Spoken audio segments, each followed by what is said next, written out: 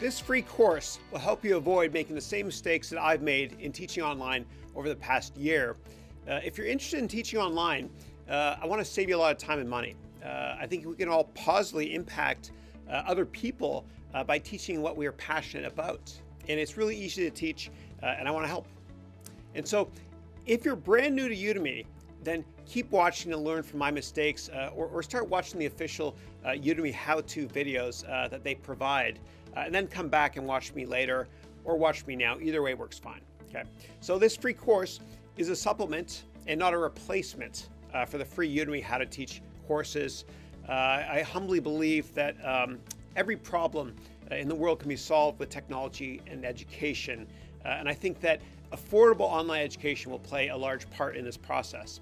And so if you're currently a teacher and or you want to teach online, this free course is for you. Again, I want to help. Okay. So it's now November of 2016. I'm going to make part 2 of this course next year in November, and part 3 the November after that as well. Based on the things that I will do wrong or the mistakes I'll make over the next year recording. Okay.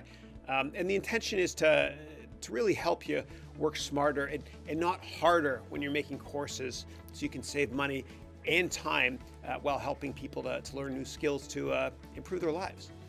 And so I've had a blast teaching online over the past year, and I put together a list of 40 best practices, thoughts, and tips that I wish I could have given to myself when I first started teaching online last year.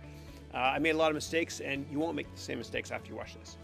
And so many of these tips are for newer online teachers.